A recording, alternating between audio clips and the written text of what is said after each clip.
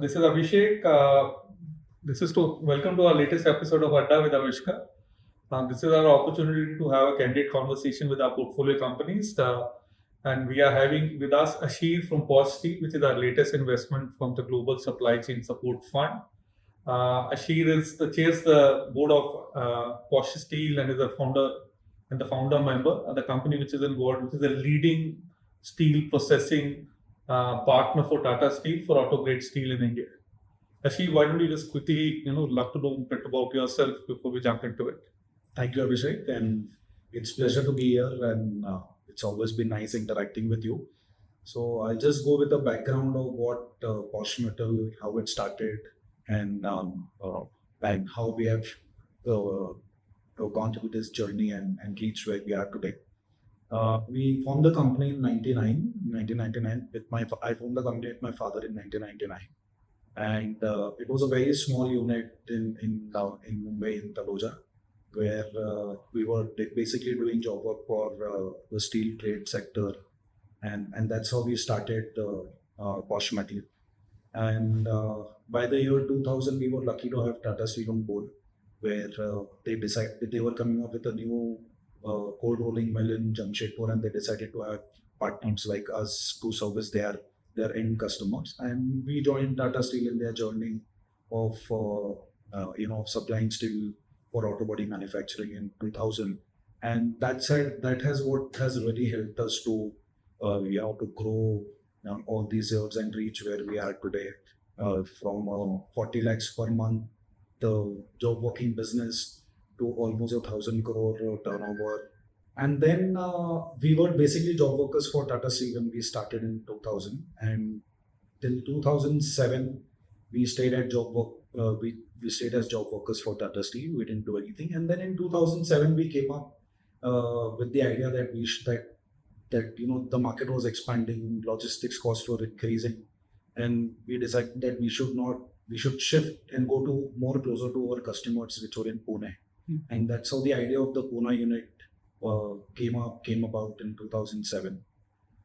But we also decided that that we won't do the typical job working business. We will add a value to the entire supply chain, and we decided to come up with shape lines. And our shape line became core to the entire business of putting up a new unit in Pune. And the shape line business also was a very great idea. We studied the entire supply chain as to how steel was moving from the steel mills to auto manufacturing, and we understood that there was a lot of scrap generated in the supply chain, and we came up with the idea that we should save this scrap in the entire supply chain, and we decided to put up a banking line in our Pune unit. And we started talking to customers, and we told them that instead of buying the regular rectangle or a square sheet to manufacture a component, let us study your process, and we will design a shape which will save scrap in the entire supply chain. So use it, and the customers were really happy to catch that idea. And that's where we started getting into the VSM business with Tata Steel, which was a value added service that we came up with. So just for the audience, my understanding is the lesser scrap that moves, lesser that comes back. So there is not just saving for the customer in terms of them getting the right product just in time, but it's also reduced cartage, right? Because you're not selling unnecessary wasted scrap which comes back. Correct. So can you give an idea, in percentage term, what does it? I know it may look like low in percentage, but it's a huge amount of saving. Can you just give an idea, typically how much cartage are we able to reduce by? Sure. So when we did all these studies and we came up with a lot of ideas, we realized that we were saving almost 6 to 7% of scrap for our customers. But 6 to 7% of scrap is a huge number in steel, because in sheer volume and in sheer value, it means a lot. So that was the saving that we gave to the customer. Wow. And that's what has built our relationship with our customers in in all this year. That has been the pace.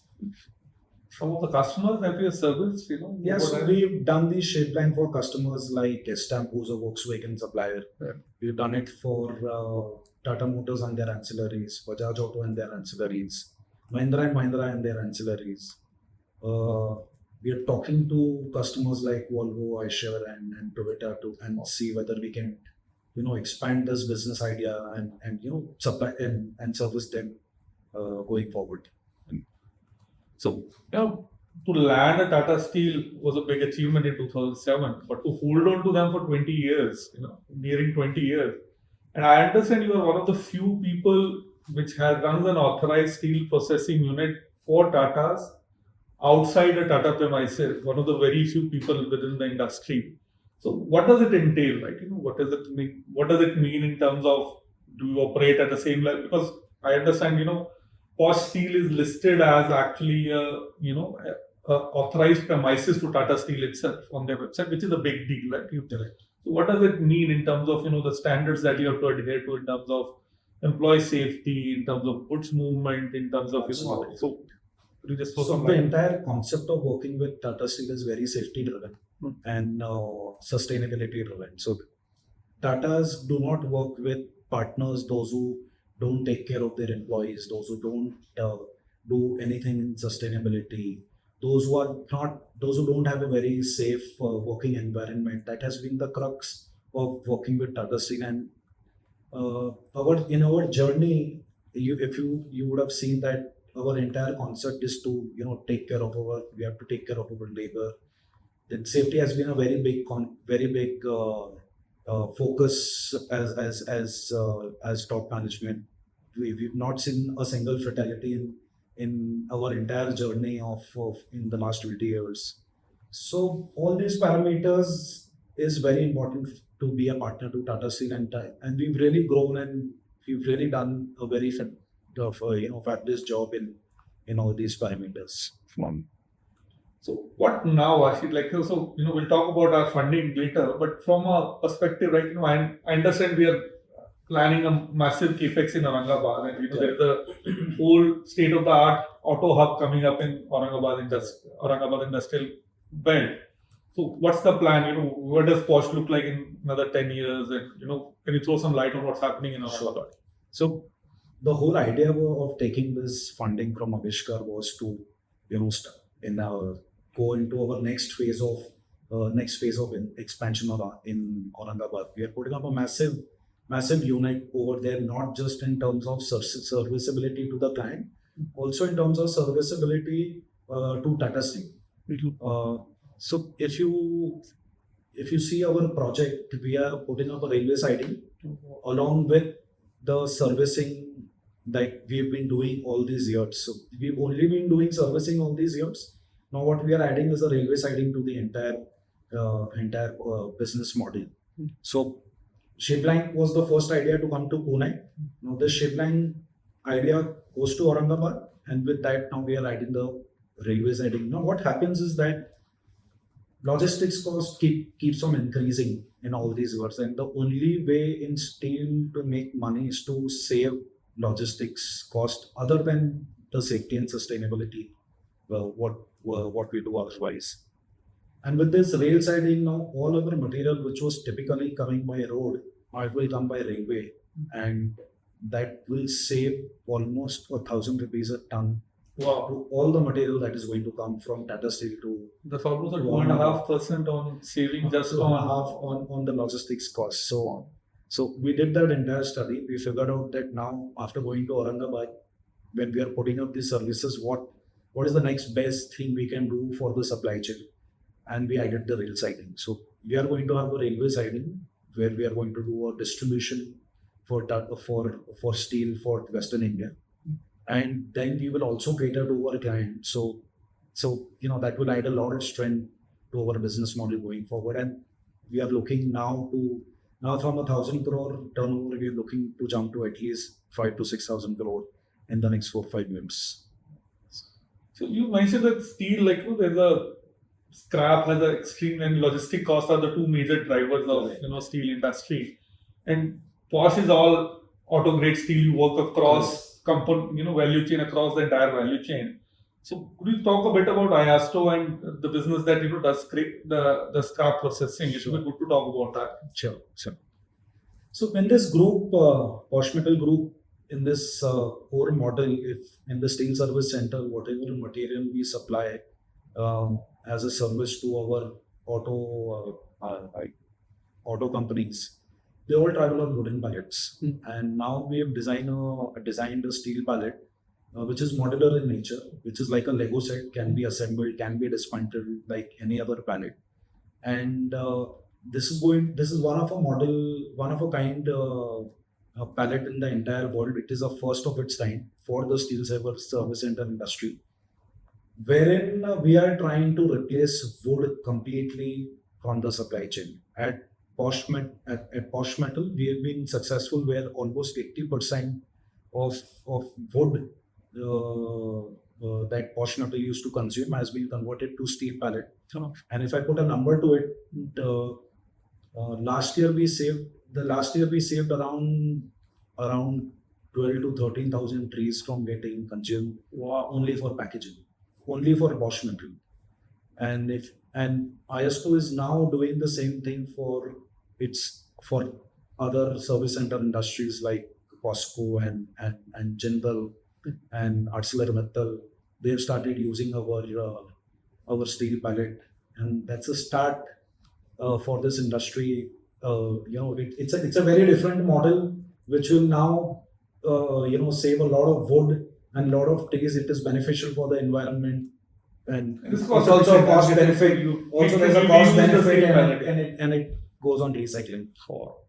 And I understand IASTO is now looking global, right? They're Yes. planning to move to Europe as well. Absolutely. Because this model does not exist anywhere. Wow. So we are the first. We have got patents all over the world. We've got a US patent. We've applied for patents in Europe. We've got patent from Japan, from Southeast Asia. So we're now thinking of taking it global. This is amazing.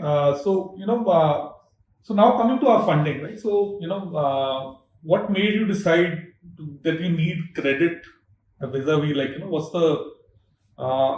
why did you go for a structured credit vis-a-vis going for a traditional lender, right? So, really, this is a working capital heavy business, right? So there is always, and you have worked with marquee banks, right? From SBI to Axis to HDFC. So where does a structured credit lender like Aavishkaar fit into this? As you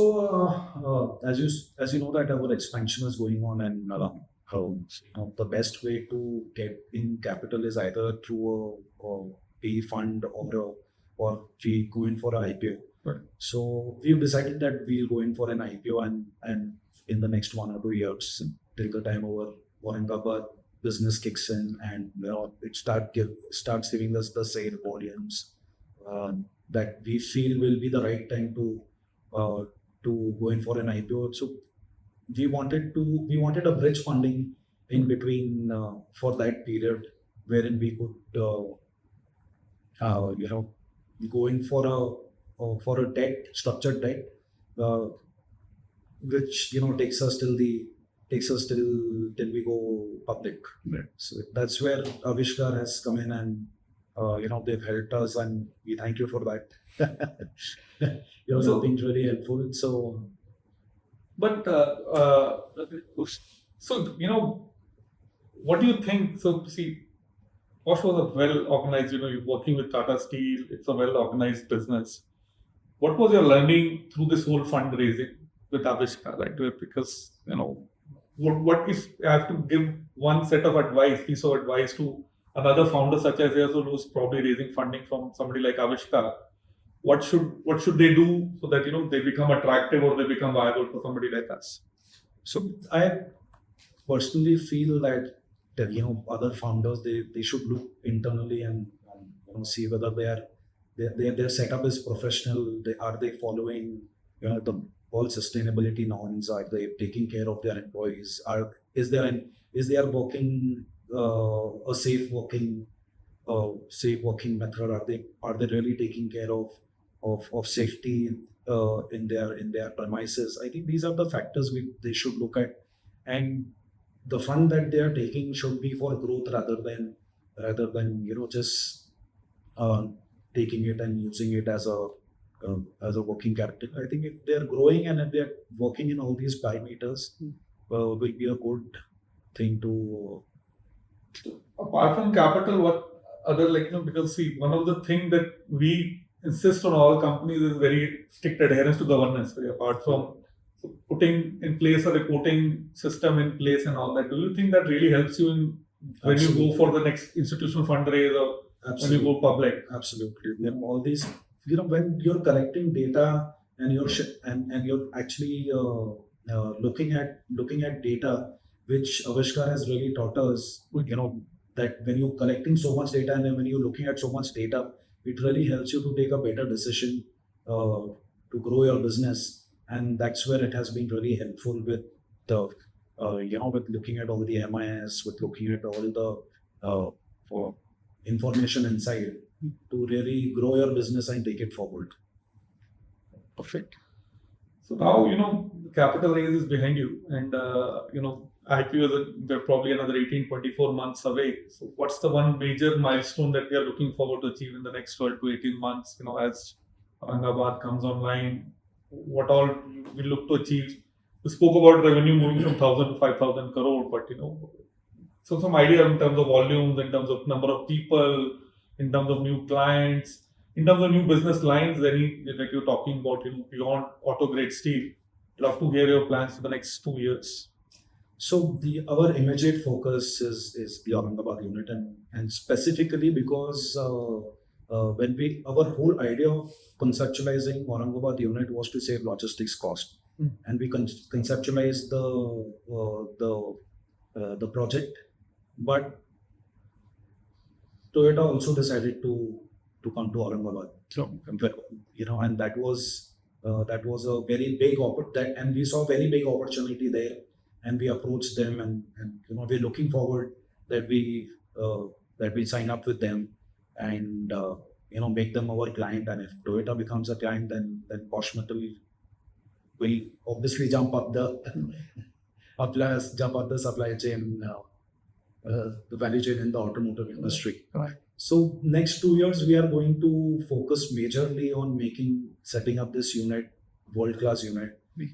Having all the safety parameters and sustainable parameters, and the hygiene is also now becoming a very very important in our service center industry. So we are going to look into all those parameters, set up the entire unit to a very world-class level, so that we can work with clients like Toyotas and Volvos, those who are around us in Aurangabad, and we are looking forward to working with the companies like them.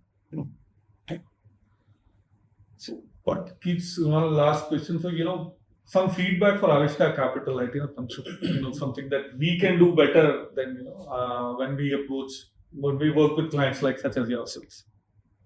Aavishkaar Capital. I think you be patient. I think little bit patience. Probably. So I think founders should be patient with the. When they're looking at a structured tech, they need to understand that it won't happen in 1 or 2 months. It's a journey of at least 5 to 6 months, wherein they need to showcase their strengths, and they need to showcase that they are working in a very professional way, and as I said, they are taking care of all the parameters in terms of safety, sustainability, and if they're doing that, I think there is nothing stopping them from growing. One last question. So what keeps you up at night, right? So apart from Aurangabad, right? So what? So as I said, Aurangabad, and then S2E2 is something which is the next phase of growth after Aurangabad. We're looking at these two things, and our entire thought process is after sustaining and growing all these businesses. Thanks, Ashir. This is super useful. Wish you the very best. I think our success rides on your success. So we're looking forward to Thank you so much. being successful.